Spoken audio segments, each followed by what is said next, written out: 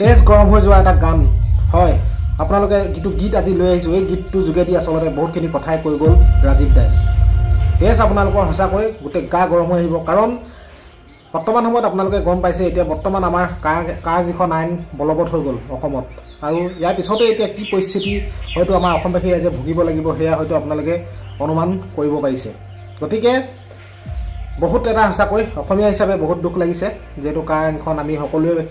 ভাবি আছিলো যে গৃহীত হ'ব নালাগে এখন আইন গৃহীত হোৱাৰ লগে লগে কিমান বাংলাদেশী আহি আমাৰ অসমত নাগৰিকত্ব লাভ কৰিব এয়াতো হয়তো আপোনালোকে ভালধৰণে গম পাইছে বা যি কি নহওক হোৱাটোতো হৈ গ'ল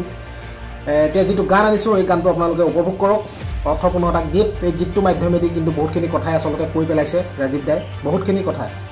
গতিকে শুনক আৰু নতুনকৈ অহাসকলে মোৰ চেনেলটো লাইক কৰিব শ্বেয়াৰ কৰিব ভিডিঅ'টো চেনেলটো ছাবস্ক্ৰাইব এটা কৰিব কাৰণ 1 লাখ ছাবস্ক্ৰাইবাৰ হৈ আছে বেছি দিন নালাগে হয়তো যদি আপোনালোকে মৰম দিয়ে গতিকে চেনেলটো ছাবস্ক্ৰাইব এটা কৰি থৈ যাব বেয়া নাপায় যদি তেতিয়াহ'লে গানটো সুন্দৰকৈ উপভোগ কৰক শেষলৈকে তাৰপিছত এটা কমেণ্ট কৰিব ধুনীয়া তেতিয়াহ'লে শুনক